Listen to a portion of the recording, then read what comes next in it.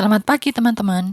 Nah, di semester ini adalah pertemuan kita yang pertama. Di semester ini, di pertemuan pertama ini, kita akan membahas lagi tentang yang namanya konsep kreatif dan prosesnya. Kenapa hal ini penting untuk diperdalam lagi? Karena kami dari tim dosen itu pengen di semester ini ketika kalian membuat konsep kreatif itu lebih detail dan lebih sempurna dari yang sudah kalian kerjakan sebelumnya. Dan kalian juga lebih memahami apa sih keterkaitannya riset yang sudah kalian buat untuk menyusun konsep kreatif ini nanti. Oke, sekarang kita mulai dulu dari pemahaman tentang konsep kreatif itu sendiri. Nah, kreatif proses atau advertising kreatif proses itu pada intinya adalah sebuah proses untuk menghasilkan sesuatu yang fresh, unik, dengan ide yang tepat dan menarik yang digunakan sebagai solusi permasalahan komunikasi kepada target audience yang relevan. Dari pendefinisian ini, ada beberapa kata kunci yang harus kalian pegang. 1. Idenya itu harus fresh dan unik. Itu yang pertama.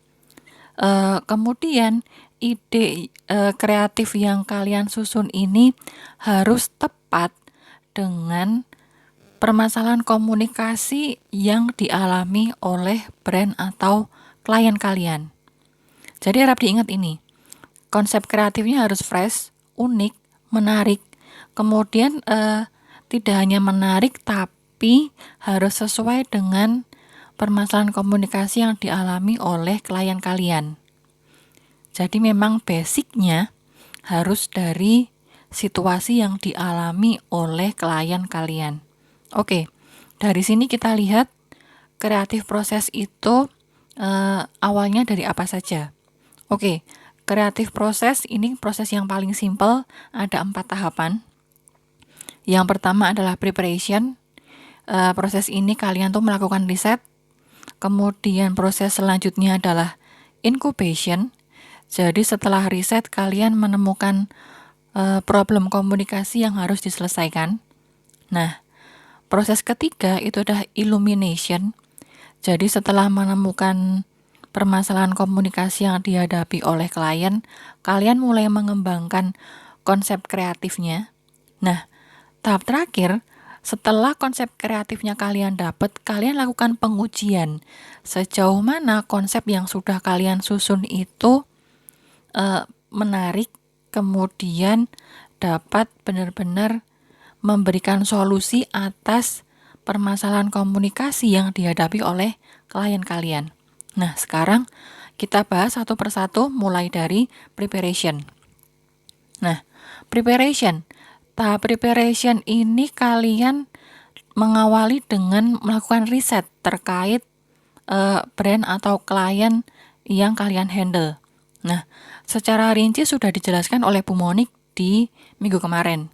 Nah, di sini yang perlu saya garis bawahi adalah ada beberapa informasi yang wajib kalian pegang ketika kalian membuat konsep kreatif.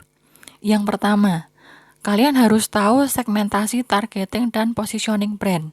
Nah, segmentasi, targeting, dan positioning ini adalah hal mendasar yang benar-benar akan memberikan pengaruh untuk bagaimana kalian membuat konsep kreatif nanti. Nah, kemudian kalian juga harus paham karakteristik dari produk dari klien kalian. Jadi keunggulannya di mana, kemudian harganya berapa, variannya apa saja, kemudian packaging produknya seperti apa. Nah, itu kalian harus pahami, terutama di keunggulan dari produk dari klien yang kalian punya. Keunggulannya apa itu kalian harus paham ada di mana. Kemudian selain karakteristik produk, kalian juga harus memahami pola konsumsi dari customer atau konsumen kalian. Jadi, kalian harus paham dari varian produk yang dimiliki oleh klien, itu produk mana yang paling disukai dan produk mana yang kurang diminati. Kemudian kalian harus tahu kapan customer ini melakukan pembelian. Istilah kata apakah mereka dalam 1 minggu melakukan pembelian sekali, atau mereka jarang-jarang melakukan pembelian, atau seperti apa. Kemudian juga waktu pembeliannya ada di weekend atau weekdays. Nah, itu kalian harus pahami. Kemudian juga yang sangat penting adalah bagaimana image dari produk atau brand yang menjadi klien kalian itu di benak konsumen. Itu kalian harus pahami. Nah, selain dari sisi produk, karakteristik produk dan pola konsumsi konsumen, kalian juga harus paham ini, peta persaingan antara klien yang kalian handle dengan kompetitornya. Jadi kalian harus lihat juga produk yang lebih unggul dari produk kompetitornya ini yang mana. Kemudian dilihat juga dari peta persaingan, adakah produk kompetitor yang dinilai masyarakat itu lebih unggul dari produk klien kalian. Nah, yang nggak kalah penting, kalian harus lihat peta persaingannya juga, sejauh mana antara brand yang kalian handle dengan kompetitornya itu posisi top of mind-nya di masyarakat itu seperti apa.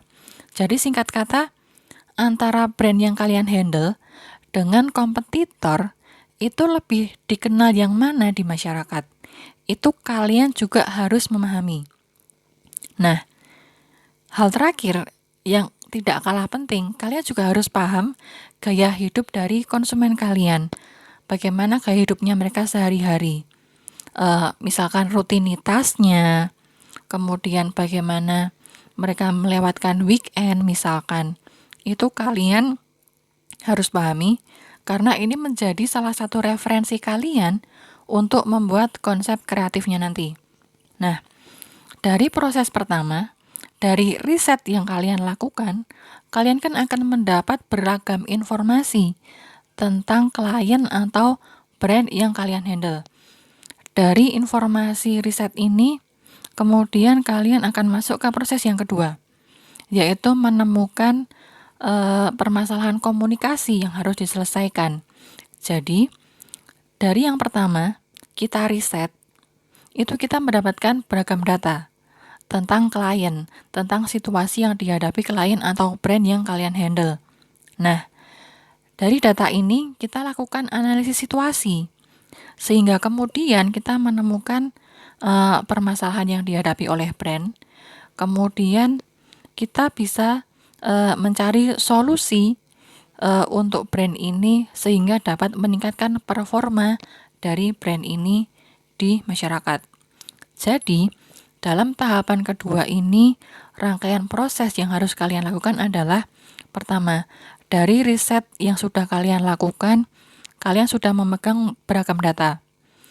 Dari beragam data ini kemudian kalian lakukan analisis SWOT. Kalian klasifikasi kekuatannya di mana, kelemahannya di mana, peluangnya ada di mana, kemudian ancamannya juga ada di mana. Dari analisis ini, kalian akan menemukan situasi yang saat ini dihadapi oleh brand ini apa. Kemudian harapan yang diinginkan brand ini untuk ke depan itu apa.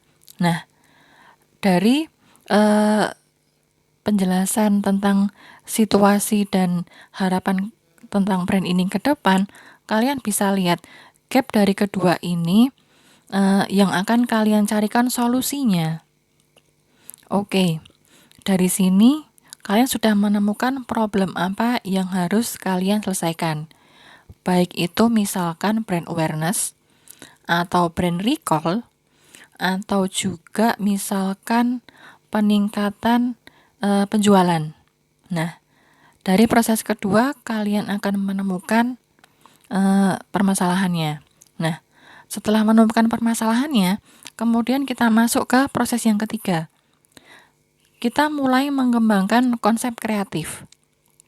Nah, konsep kreatif ini itu kalian kembangkan dari data yang sudah kalian dapat dan juga permasalahan komunikasi yang sudah kalian rumuskan sebelumnya. Jadi, pada proses ini yang harus kalian lakukan adalah satu. Penting sekali untuk tahu kemana segmentasi dan targetingnya dan juga positioningnya seperti apa. Kemudian kalian harus tahu data risetnya sampai dengan hasil analisis situasinya. Nah, setelah tahu data riset dan hasil analisisnya, kemudian kan kalian tadi sudah tahu permasalahan yang dihadapi apa. Kemudian dari permasalahan yang dihadapi ini, tujuan dari kreatif konsep atau advertising atau IMC program kalian itu ditujukannya ingin kemana? Apakah brand awareness, apakah brand recall, atau mencapai top of mind di masyarakat? Nah, itu harus tahu dulu tujuannya mau kemana. Nah, setelah tahu tujuan yang ingin kalian capai, kemudian kalian lihat, kira-kira kalau misalkan saya mau meningkatkan brand awareness, strategi iklan yang cocok itu apa? Disesuaikan juga dengan segmentasi yang kita punya.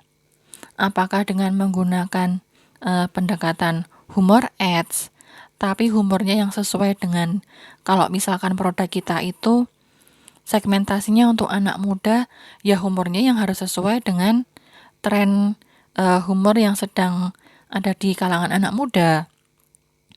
Kalau misalkan produk kalian itu untuk ibu-ibu, kemudian kalian mau menggunakan strategi humor ads, nah kalian juga harus lihat gaya bercandanya ibu-ibu itu seperti apa. Jadi nanti konsep kreatif yang kalian buat itu lebih mudah menarik target yang kalian sasar nantinya. Oke, dari proses ketiga ini kalian kan sudah memiliki konsep kreatif yang sesuai dengan data riset dan juga segmentasi dan targeting dari brand kalian. Dari sini ketika sudah mendapatkan konsep kreatifnya, kalian harus lakukan ini dia proses yang keempat, yaitu verification. Nah, di proses terakhir kalian melakukan pengujian dari konsep kreatif yang sudah kalian susun. Itu sejauh mana konsep yang sudah kalian buat ini benar-benar bisa menjadi solusi untuk masalah komunikasi yang dihadapi oleh brand. Jadi, singkat kata, sejauh mana konsep yang sudah kalian buat ini itu bisa menarik perhatian konsumen dan menimbulkan rasa keinginan dari konsumen ini untuk mengkonsumsi brand kalian. Jadi titiknya sampai ke situ. Oke, dalam pengujian konsep kreatif ini yang bisa kalian ujikan itu adalah storyboardnya dulu. Jadi, dalam pengujian konsep kreatif, kalian memperlihatkan storyboard, baik itu untuk format iklan printed, audio, maupun audio visual, ke beberapa orang, dan kemudian kalian minta mereka menilai. Tapi kalian di situ juga memberikan beberapa elemen yang harus dinilai oleh target audience yang kalian pilih ini. Jadi kalian tahu sejauh konsep yang kalian buat itu seberapa menarik untuk target audience yang menjadi target brand kalian. Nah, dalam proses keempat ini, dalam pengujian konsep kreatif ini, kalian bisa melakukan dengan 1 FGD. Kemudian bisa juga dengan interview, atau bisa juga dengan survei. Nah, kalau di masa pandemi ini, FGD mungkin bisa dilakukan via virtual, bisa lewat Google Meeting misalkan, atau bisa juga lewat online survei. Jadi kalian memasukkan foto atau naskah iklan di Google Form, kemudian meminta beberapa orang untuk memberikan penilaian. Nah, caranya bisa dengan seperti itu. Oke, ini adalah 4 proses dalam penyusunan konsep kreatif yang harus kalian pahami. Jadi, dalam penyusunan konsep kreatif, kalian harus melakukan satu, riset dulu. Riset untuk mendapatkan gambaran secara menyeluruh tentang klien kalian itu situasi yang dihadapi seperti apa. Kemudian dari riset kalian akan mendapatkan satu, masalah yang dihadapi itu apa.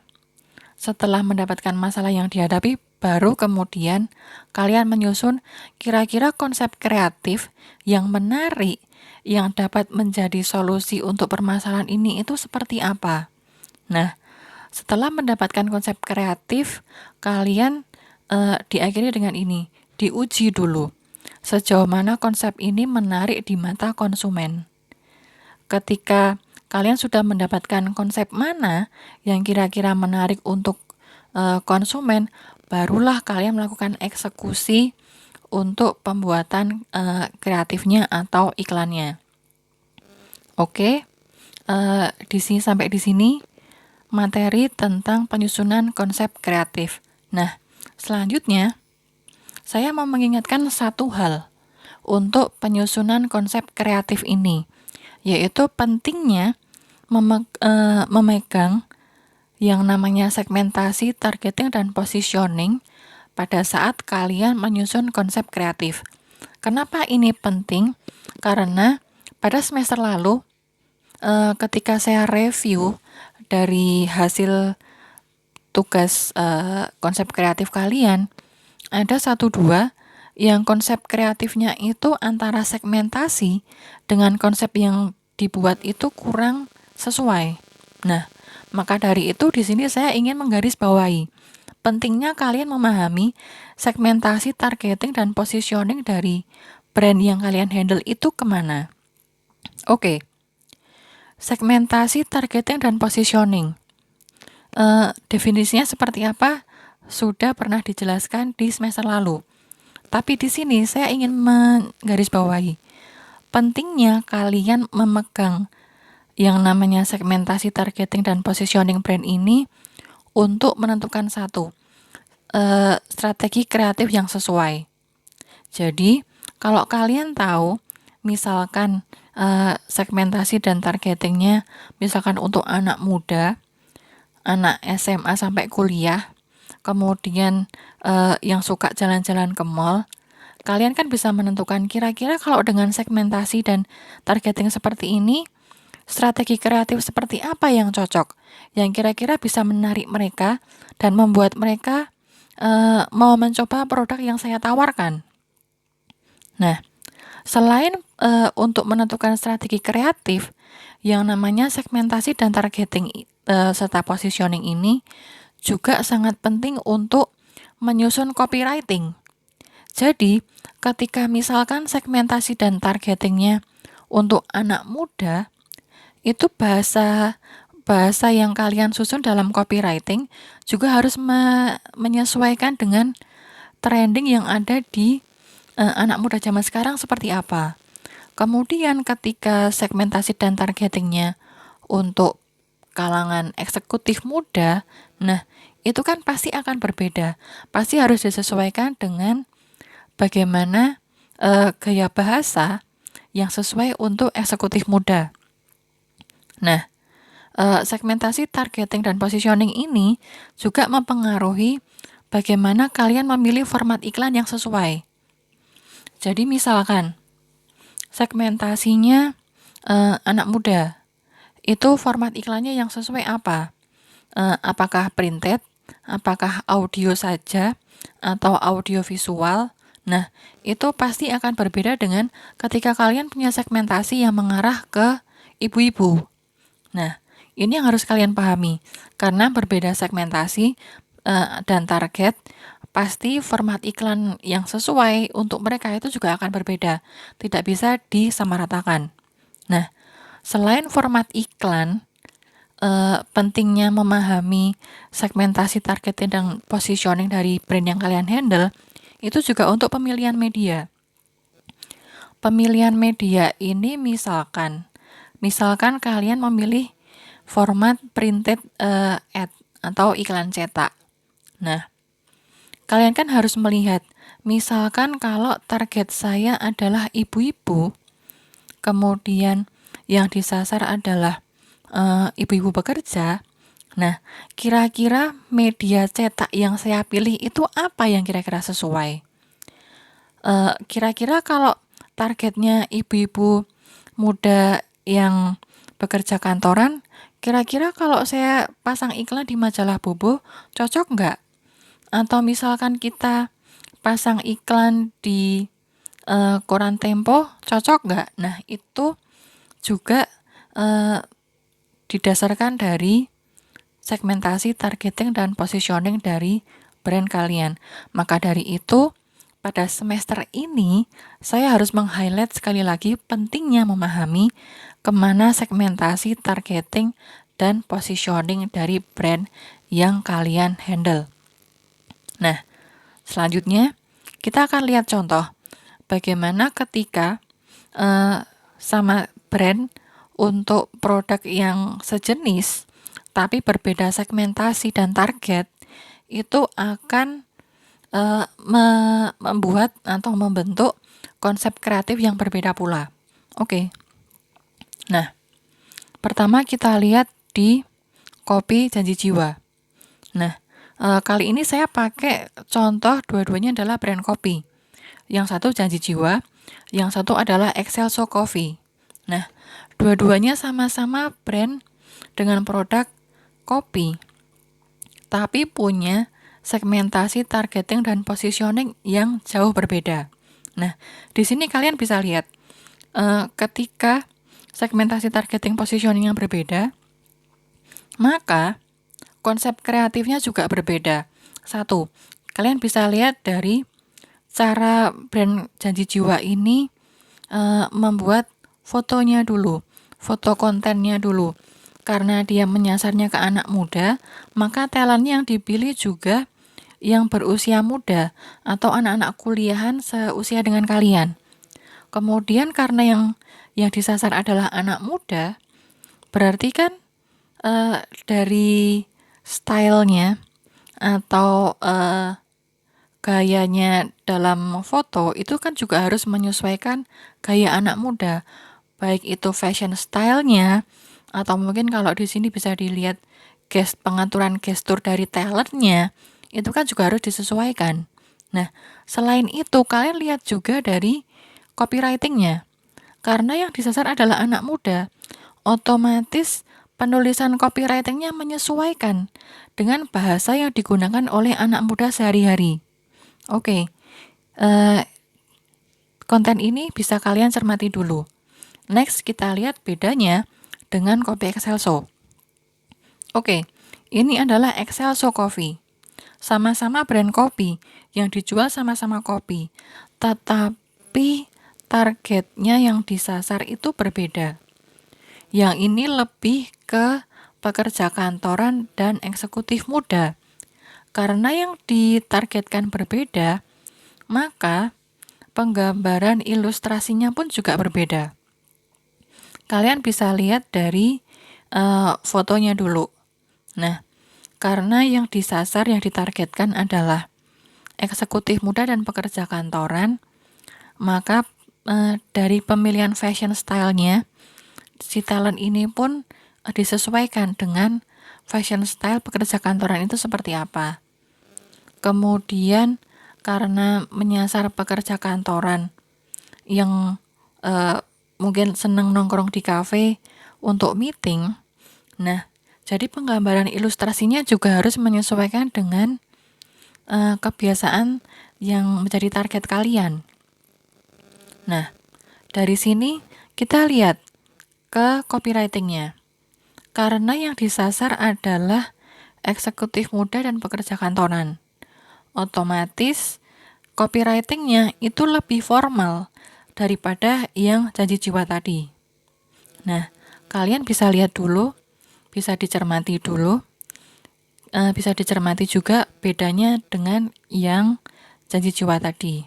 Nah, dari sini saya ingin kalian punya ilustrasi atau punya gambaran yang lebih jelas tentang bagaimana membuat konsep kreatif yang lebih sesuai untuk brand atau klien yang kalian handle. Nah, sampai di sini penjelasan saya. Semoga penjelasan ini membuat pemahaman kalian lebih mendalam tentang bagaimana menyusun konsep kreatif yang sesuai untuk klien yang kalian handle.